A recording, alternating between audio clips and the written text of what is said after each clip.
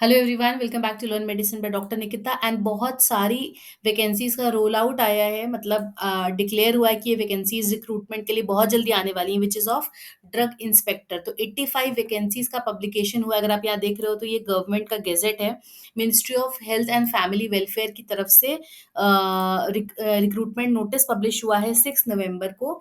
Issue हुआ है 7 नवंबर को, पब्लिश हुआ है। सीधे नोटिस पे चलते हैं हम लोग। तो ये जो मैं अभी गज़ेट दिखा रही थी, अगर आप उसमें पीडीएफ में ऑप्शन में क्लिक करोगे तो गज़ेट ऑफ इंडिया में ये नोटिफाई हुआ है कि 85 वैकेंसीज ड्रग इंस्पेक्टर के लिए। हम चलते हैं सीधे ड्रग इंस्पेक्टर पोस्ट का, जहाँ पे ये डिक्लेरेशन है, जिसमें बी फार्म फ्रेशर अलाउड है। पहले भी हम डिस्कस कर चुके हैं कि बी फार्म फ्रेशर्स अलाउड हैं अब अप्लाई करने के लिए।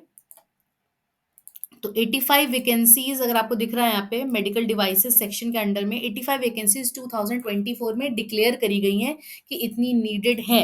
अभी ये क्लैरिफाई कर लो कि ये वैकेंसी आई नहीं है, ये नोटिफिकेशन आया है कि इतनी ड्रग इंस्पेक्टर की पोस्ट 2024 में डिक्लेयर करी गई है।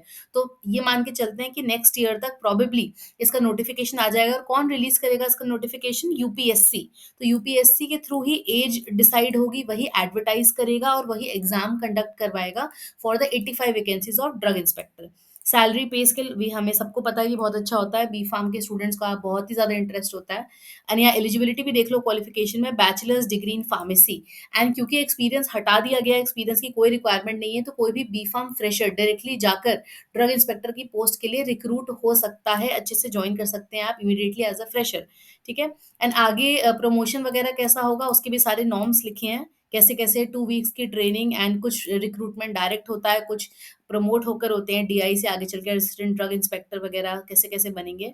तो वो सारे नॉर्म्स यहाँ पे लिखे गए हैं। तो हम होप करते हैं कि बहुत ही जल्दी इसका नोटिफिकेशन यूपीएससी रिलीज कर दे, क्योंकि अच्छी नंबर में वैकेंसी आने वाली है 85, which is a good number.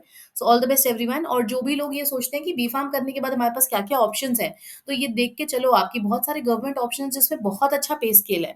तो अगर अभी आप अपने कॉलेज के थर्ड ईयर या फोर्थ ईयर में हैं, तो आप प्रिपरेशन तभी से भी स्टार्ट कर सकते हो। ऐसा नहीं है कि हम वेट करेंगे कि जब हम पास आउट हो जाएंगे बी फार्म या डी फार्म या जो भी आप कोर्स कर रहे हो उसके बाद ही हम एडवर्टाइज पढ़ाई शुरू करते हैं। नहीं तो आप अभी से प्रिपरेशन स्टार्ट कर सकते हो, क्योंकि ऐसी वैकेंसीज हर साल आती रहती हैं। ओके। तो फार्मेसी प्रोफेशन को अभी इस तरह से मत देखना कि बहुत अच्छी अपॉर्चुनिटीज हमारे पास। Till then do like share and subscribe to learn medicine with doctor Nikita. Thank you.